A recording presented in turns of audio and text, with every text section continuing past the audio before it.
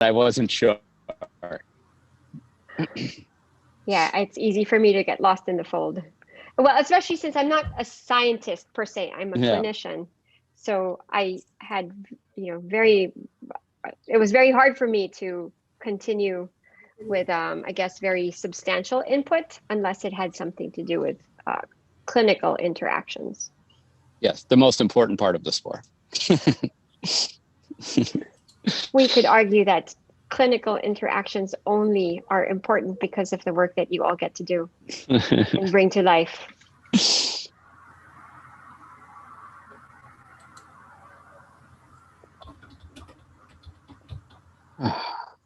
Yeah, and we'll get started in about another minute. It takes some students a little while to log in. And next week, so they're 1 week away from the end of the program. So it's also crunch time for them, all finishing their research projects.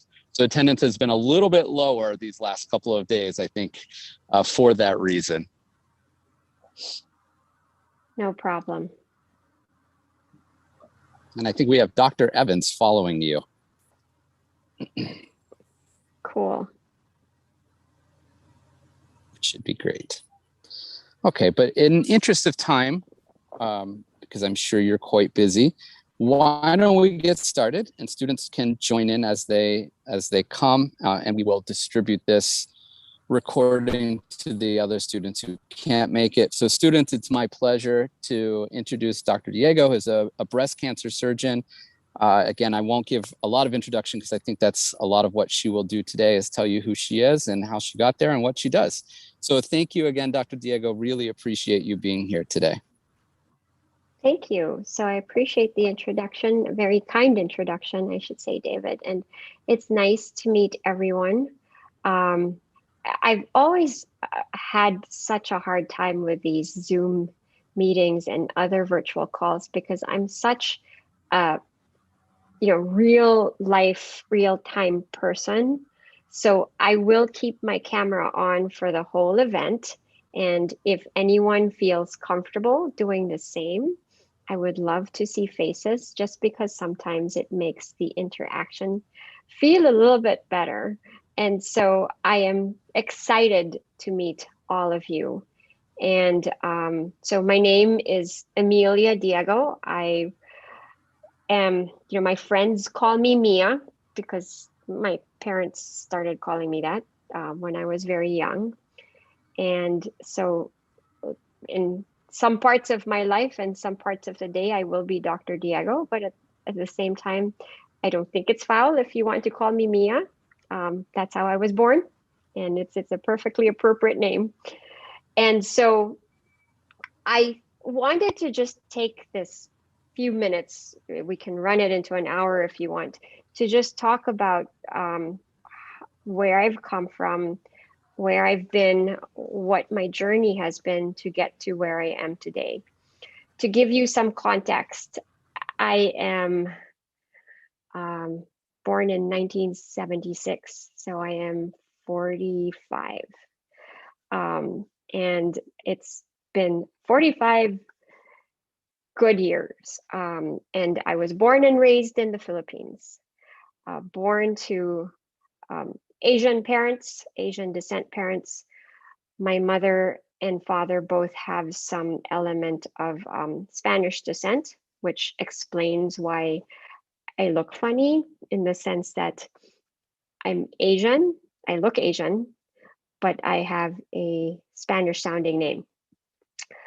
And so that explains the Philippines was a colony of the Spaniards for about 300 years. And so a lot of the culture that we have is somewhat a mishmash of both Spanish heritage and Asian heritage, because we're also very close to countries like China, Malaysia, Indonesia, Thailand. And so we are somewhat of a melting pot as well. I was born to two parents who are neither of whom are physicians, and I am one of 5 siblings. I am the second in line, and I was the firstborn daughter. My exposure, I guess, to medicine in general started very early. Not because my parents were doctors, but because my maternal grandfather was a doctor. And he was, at the time, what people would today call a general practitioner. So he did everything. I was born on a really small island. The Philippines is composed of 7,000 islands. It's an archipelago, which means it's a country that is based upon a collection of islands in the middle of some ocean. And I was born on one of the islands that is probably the seventh largest amongst that collection of islands. And so it was very isolated, very provincial, and therefore my grandfather was a doctor to the community. And as such, in as much as he was trained in pediatrics and OBGYN, he was a general practitioner in the sense that he saw any patient. But what made, I guess, medicine very interesting to me, especially at the start, is that he exposed me to what he did. First, a really interesting story is that of the 20 or so grandchildren that he has, he delivered about half of us. So not only was he my mom's father, but he was my mom's OBGYN. And he pulled me out of her when I was born, in addition to about half of my siblings, because at some point he got too old to do it. But that was to start, a fairly inspiring story for me. And as I grew up, being exposed to him as a grandfather for many years, I would only see him on the holidays, or I would only see him during occasions where we would have family gatherings, because I had ultimately moved to a different part of the country and on a different island. I would see him and always hold him in awe and regard, because he just seemed to have this high place in the community from the standpoint of the fact that he was always so well respected. And I always found it cool, especially when I was younger, that he would be a physician to the community, and he received his patient fees, I guess, in kind. We would one day see chickens all of a sudden in the front of our house because somebody decided to gift him with chickens for being their doctor, or a piece of cake, or a little gift. And I thought that experience first solidified for me the fact that he was somebody who was doing good, and not just for himself, but for a greater group of people and a greater community. So that sort of ingrained in me the fact that being a doctor meant helping people and meant feeling good about it.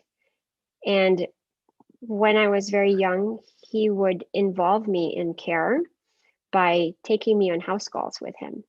And he would drag me along as his little grandchild, seeing a patient at home, because he would do house calls. And he would make me pretend that I was a doctor with him, because after he put on his stethoscope and listened to a patient who was at home who maybe had a cough, he would then put the stethoscope in my ears and ask me what I heard. And one of the earliest responses that he tells me he remembers is that when he put the stethoscope up against a person's chest, he asked me what I heard, and I heard ticking. I didn't know what a heart was at that point, and I told him I heard a bomb in someone's chest, because it sounded like a bomb that was about to explode. So it's just all of these small experiences that have allowed me to understand that why I wanted to be a doctor.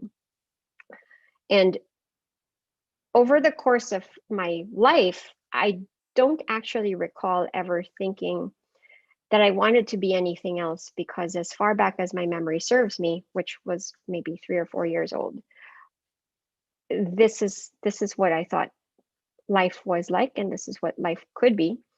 Again, despite the fact that neither of my parents were in medicine. So having been exposed to my grandfather only on a very limited basis, and seeing my parents go to work in finance and be an administrator. My mom was a secretary for a very long time. They just never deterred me from thinking that if I wanted to be a doctor, that I couldn't.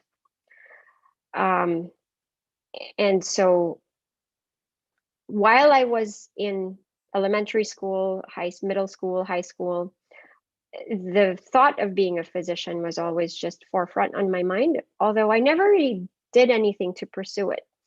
Meaning, unlike you, who are all, I hope, very fortunate to be able to experience things like the Hillman Academy, none of that training was available to me. And so I have none of the exposure to basic science or such.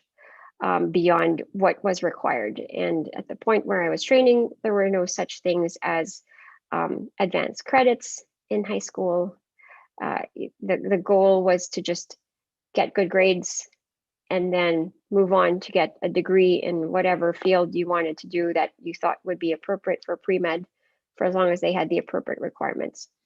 And I went then to medicine afterwards, and I was fortunate to be accepted into the public university in the Philippines, which might sound crazy to all of you, that because it was a public university, it was funded by the government and subsidized by the government and taxes. But when I was in medical school, the cost of one semester in school for medicine was about $400. So I paid $400 a semester for the 5 years I was in medical school. And it sounds really insane, right? To think that the education in different parts of the country, or different parts of the world, I should say, have different costs. And you have to understand that the Philippines is a third world country, and it still is a third world country. And minimum wage in the United States, I believe about $15 an hour or $12 an hour at this point by state standards. And minimum wage in the Philippines today is still about $10 a day. So with the cost of living, you can understand that even at $400 a semester, that actually was quite expensive at the time. And not a lot of people could afford to do that.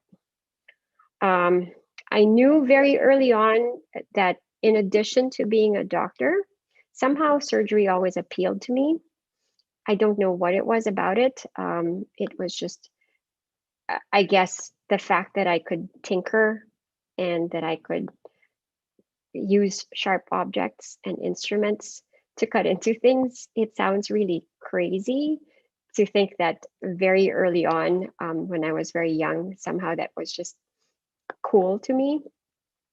And so, although, again, none of my career had truly been even well thought out at that point, I just knew I had one goal, and the goal was to get to medical school, and the goal was to be a surgeon.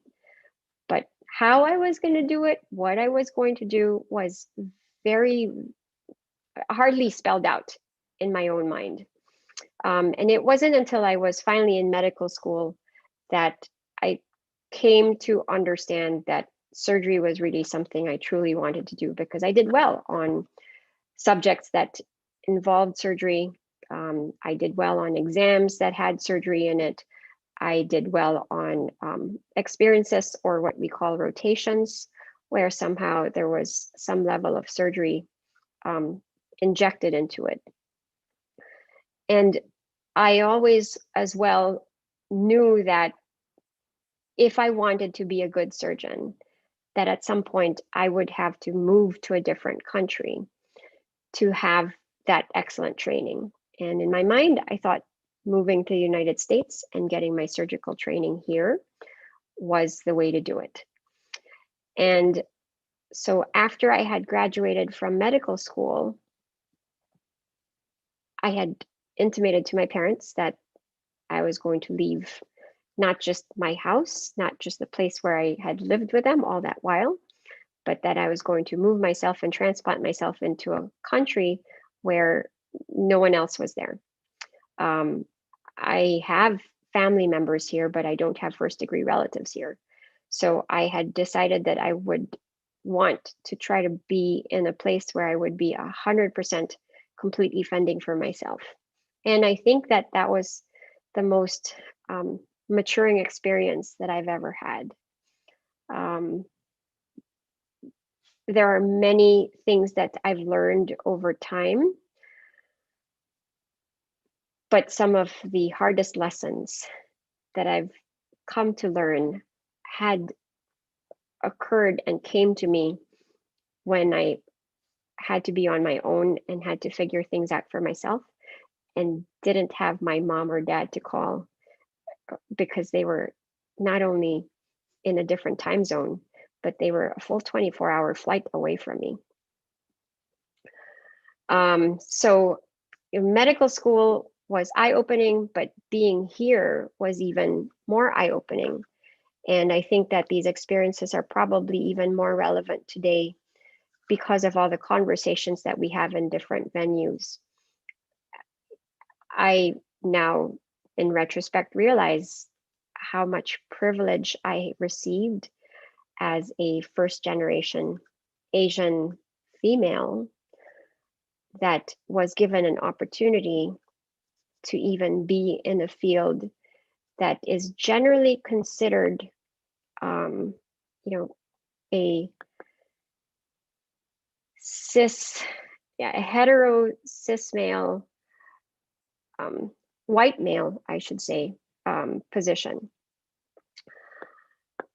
I bring this up specifically because I want you all to understand that there will be people who might suggest to you that there are barriers for you to do what you want to do, but that there will always be odds that you may have to beat, but they're not impossible.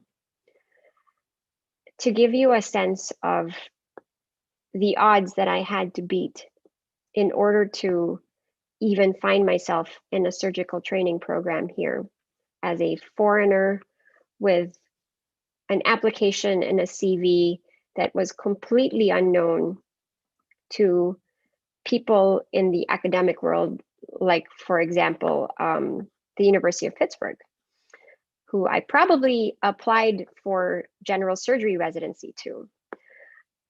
And the University of Pittsburgh receives close to 1,000 applications a year. And they receive applications from many very excellent, medical school graduates, some of whom will come from very well-regarded schools across the country and will have letters of recommendation from very well-regarded surgeons across the country. And meanwhile, here's little old Mia, or little small Mia, coming from the Philippines with a CV and letters from a university that no one has heard of. It's in the middle of the ocean. And probably an application that looks nothing like the applications of people who've been educated here.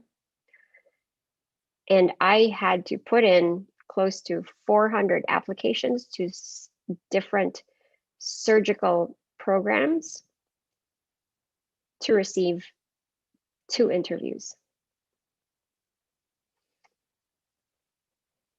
And on the 2 days of interview that I showed up, I was in a room full of white men and other American graduates. And I honestly didn't think the odds were going to be in my favor at all. And I thought that that year I was going to be a failure.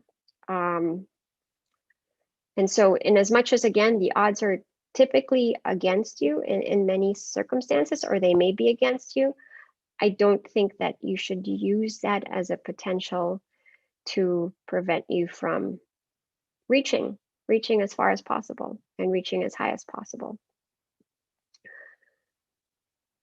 So with that story, the only reason that, despite the fact that I received only 2 interviews, one of them was an interview that was granted to me because another Filipino whom I had known from medical school happened to already be a resident at that program.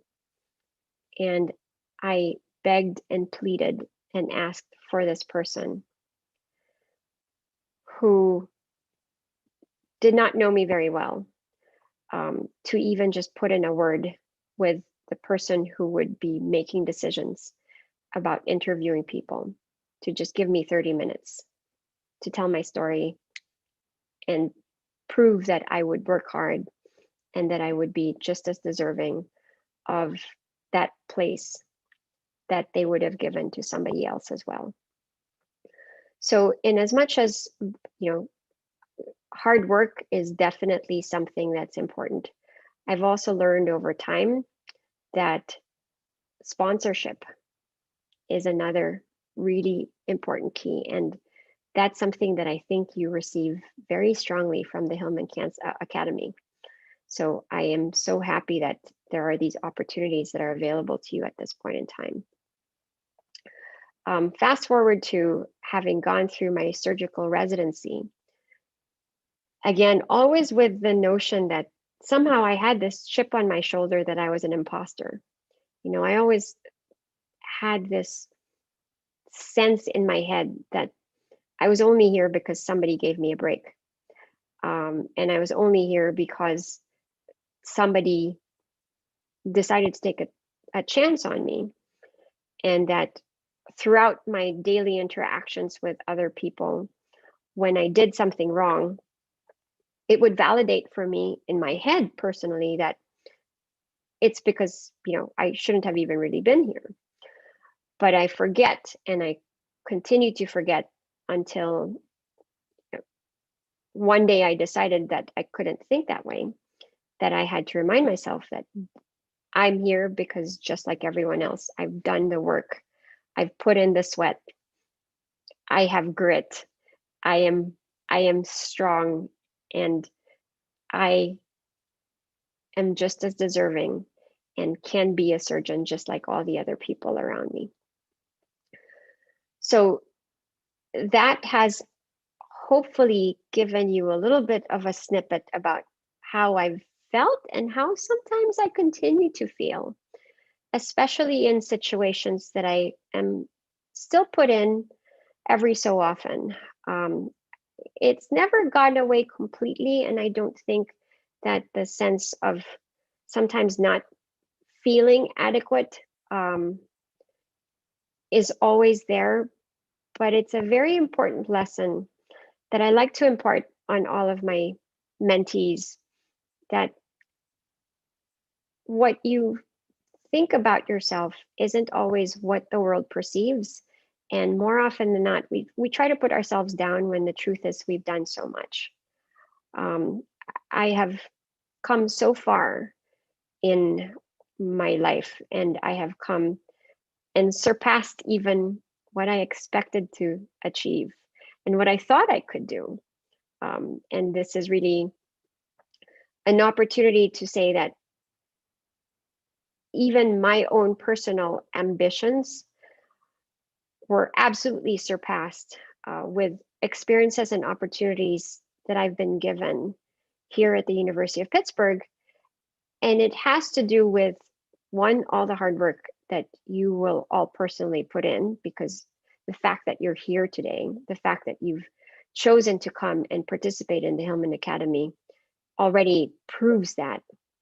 But that I've found people who could help inspire me and guide me and understand how I could be better.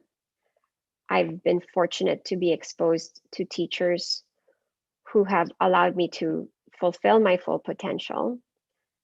And that is what has helped me also hopefully impart things to other people about, my approach to life and my approach to, experiences that I've had. So throughout general surgery training, I've gone through 7 years of general surgery training with a subspecialty fellowship in breast surgery. What does that mean? I operate on people. I operate on people who have a problem in their breast. It more often than not will be a woman with breast cancer, but I can also operate on men who have breast cancer or other younger people who have problems in their breast that might not be cancer. Over the course of the 10 years that I've been at the University of Pittsburgh, I've also been given more and more responsibility, which is fun. I am now the chief of the breast surgery service. And what I'll tell you that's remarkable, what's remarkable about that is, as the chief of the breast surgery service, I lead 6 other surgeons who also practice in the same manner as I do. They are also operating on people with breast problems. And of the 6 people that I continue to lead, I'm only older than 2 of them. And the other people I lead, including one of the more senior surgeons, actually taught me everything I know. And now I am, quote unquote, his boss. And he vouched for me when the leadership position that I'm in was vacant and we were looking for somebody to fulfill the role. I automatically assumed that he would want the job because he was the oldest person in our group and he was the most senior person in our group at that time. And I was just completely shocked to hear that as he was involved in the conversations with other people in the selection committee, he suggested that I be the person to lead this group into the future, because he felt that although he had the skills to do it and I didn't have the skills to do it, that he could help me develop the skills and that he could help me learn how to be a better leader over the course of my tenure. And so I've been the section chief now for about 4 years, and I have aged 25 years in the process. But I have learned so much about how to be a better leader, a better doctor, a better colleague, and hopefully also a better human being, because I have to interact with people who might think differently of me. And some of the challenges that, I'd love to hear questions about from you are with respect to the group that I lead. 3 of them are white men, 3 of them are older than me, and 3 of them trained me, 3 of them taught me what I know to be a surgeon today. So it's a very interesting position to be in, but like I said, I've learned a lot from it. So I've already been talking for about 28 minutes, so I don't want to make this a monologue, and I would love to hear, questions for you so that I can move the conversation today and the dialogue along the lines of things you want to hear from me. So yeah, if anyone wants to either open the mic or send messages in the chat, I'll be happy to read them. And thank you again, Dr. Diego, for coming and giving us our talk. Of course. While questions are maybe being put in the chat, or if you want to unmute or say something, please just interrupt. People always ask me why I wanted to be a breast surgeon in general. And, again, a lot of our choices in life are typically colored by our experiences. My mom had breast cancer. So when she was going through the process, I just, it was very inspiring to me. I actually thought I wanted to be a plastic surgeon. So I went through surgical training expecting to finish and become a plastic surgeon. But it was my exposure to my mom's experience that allowed me to find my niche.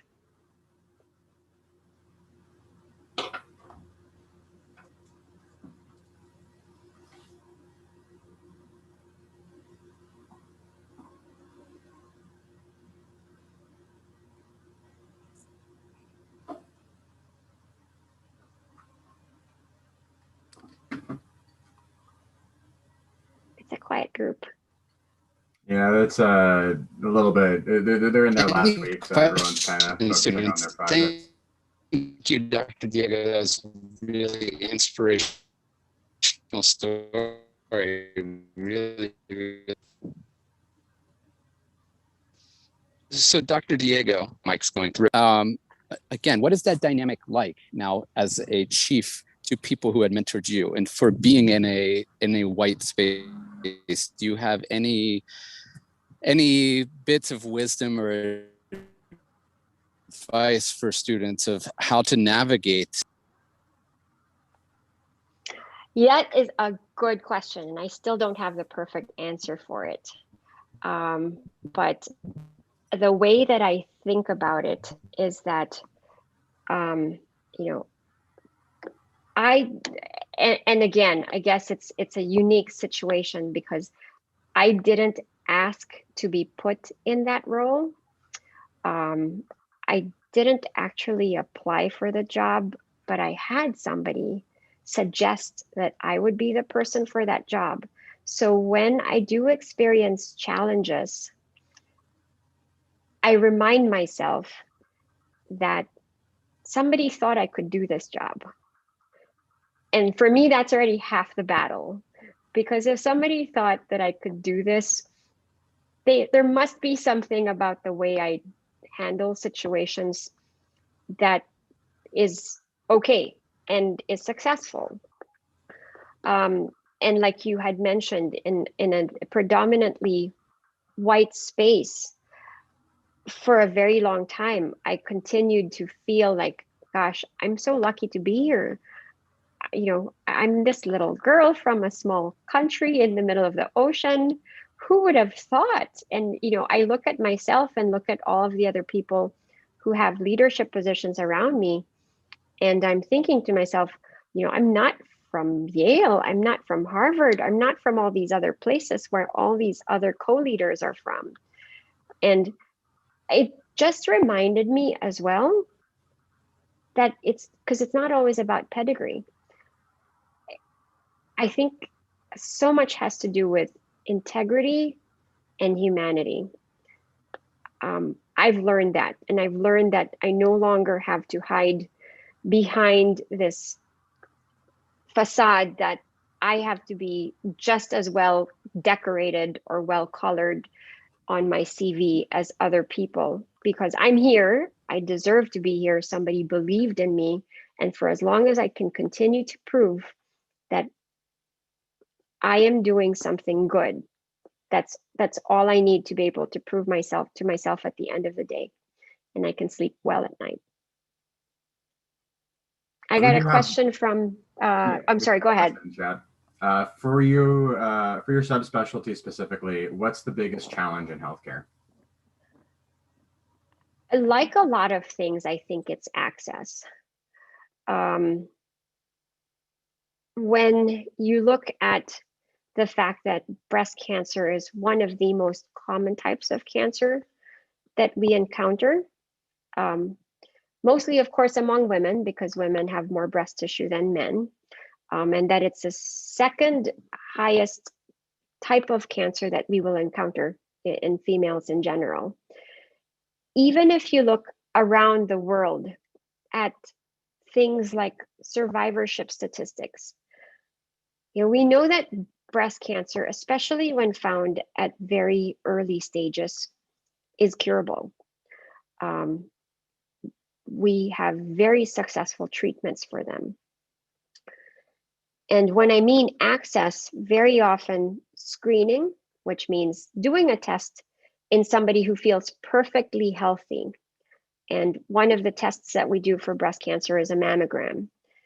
And that's a test that you get if you have access to good healthcare systems and your doctor suggests that you get one, and you go through that testing, and the testing, it can find a problem when it is early, when it is easy to treat, and it can be cured. You don't have that same access to that kind of care in different parts of the world. And so in as much as even in the United States, we can see disparities, with respect to survivorship based on the stage of breast cancer at which we find it. We could ascribe some of the stage based upon whether somebody had access to screening and prevention tools for health, rather than just finding the problem when it might be in its later form. And in many countries, many third world countries, where healthcare maybe isn't on the forefront of somebody's mind, that becomes more challenging. And what I mean by that, as a concrete example, is, for example, somebody who has a lower income and is just trying to put food on the table and is living day to day with concerns that have to do with trying to get their family through life and being able to get to work every day. You know, this little mass you feel in your breast is something you probably ignore for as long as you can, because one, you don't have time to go to the doctor, you have to go to work so you can get paid that day. Two, you probably don't even have the money to get the testing that would be needed. And three, once you find out about the problem, even if you knew that there was a treatment plan for it, you don't have the resources to be able to pay for that treatment. So there are so many other social and economic factors that sometimes prevent people from getting access to good health care. And so I would still say that in the perfect world, the biggest challenge would just be access in general. I hope that answered your question, Srivastava. Srivasta. Yeah, it did. Thank you. Okay. Did I say your name right? I might have said it wrong. Yeah, it's Srivatsa, like TSA. Srivatsa. Yeah, that's right. Yeah. I saw another question earlier and I missed it. I thought it was from, was it Micah? Yeah, it was him. What did I, and somehow I can't see it in the chat anymore. Did I just like miss it completely? Oh, here. Do you have any tips for pursuing your career while being in a minority group?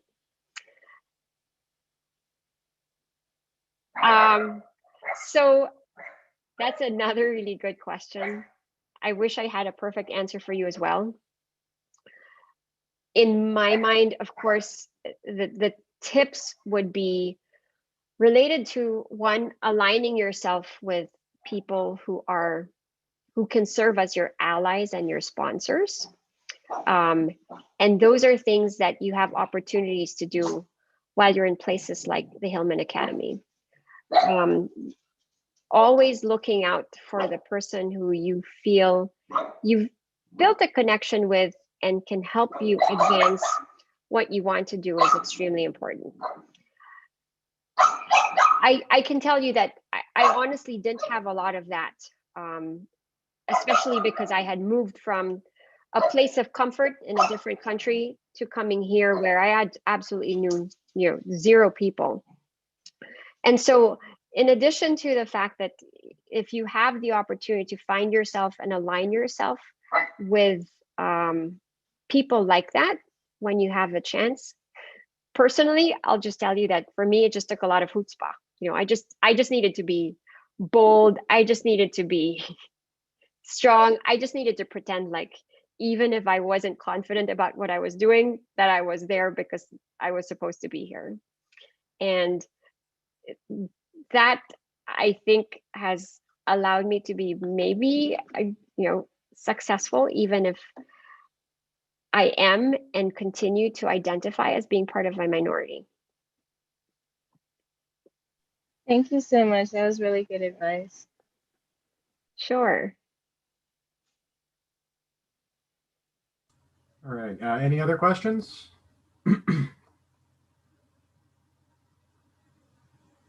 All right, it looks so. And then I'm not sure if Dr. Evans is on yet. I know there's a phone number that's joining in. You love Dr. Evans. He is so inspiring to listen to. Mm-hmm. Even I feel like I have to join the army all of a sudden when Dr. Evans speaks. All right. What I'll do is just so that everyone else has access to it, in case you need, I am dropping my email address into the chat box. Feel free to reach out for anything at all. You know, I'm happy to talk online. I'm happy to talk offline to anyone who has questions for me. You know, I am happy to give advice. I don't claim to ever be an expert on anything, but at the same time, I can speak from personal experience and tell you about what worked for me. Doesn't always work for everyone, I guess, but certainly has allowed me to come to a place and a position that, again, I never dreamed of. And I think that one thing I will impart as an educator as well, that I always tell my people who come under to learn with me, is that learning and education, even for teachers, is always a two-way street. You'll be surprised at how much more I'll learn from you than you will learn from me. And my goal as somebody who teaches is to make sure that you surpass what I do. I am here so that I can help you understand how I've managed to get here, but more importantly, it's so that I can help you understand or help you propel yourself to a point that's even further than what I've been able to do. And I think that's what that's always my goal as a teacher. I want you to be better than me in every way, shape, or form.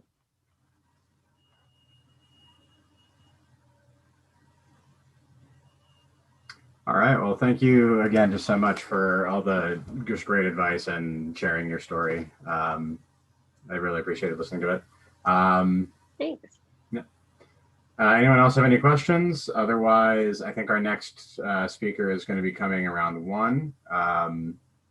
So we have a little bit more time if you have any other questions or if you have anything else you want to say.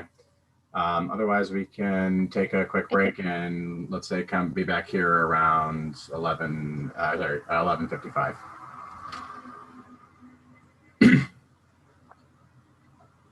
All right. I'm going to pause the recording. Thank you, Dr. Diego. Take care, everyone. Thank Bye. you.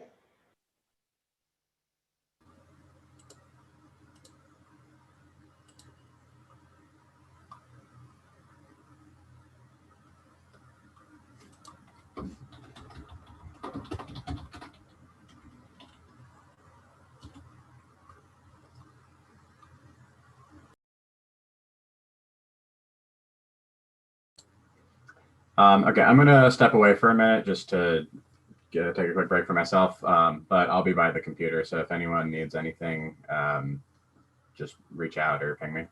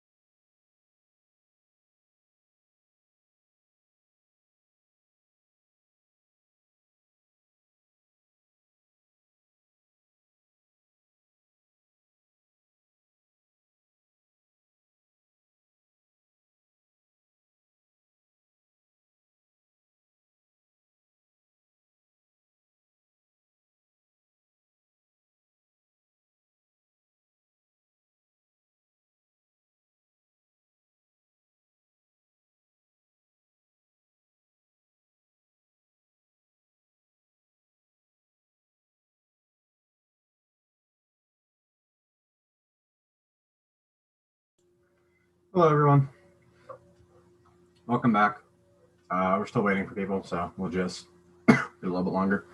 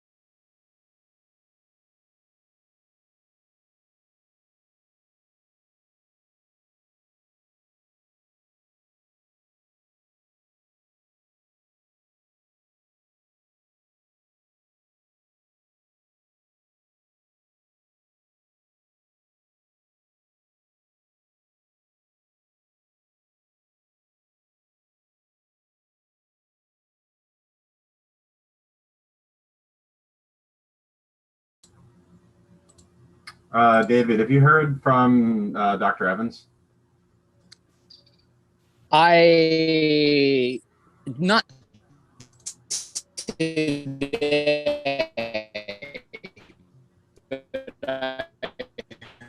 Sorry, it's like really cutting off. From him on Wednesday, will be here, so he should be from him on Wednesday. Right. Okay.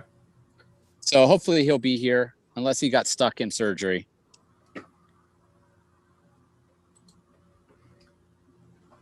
I'm going to log off and try to log back in with different audio. Okay.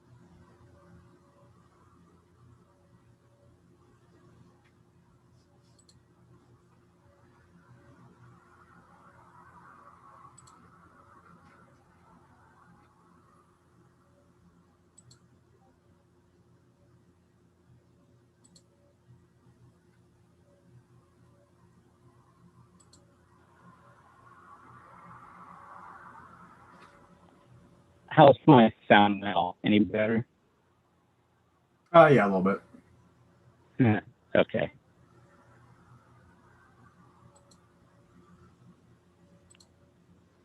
So not too many here right now.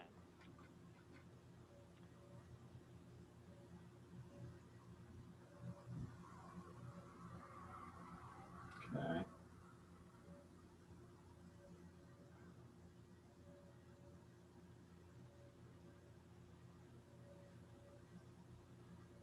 We'll give them a couple more minutes. Yeah, you want to say like 12:05 or so?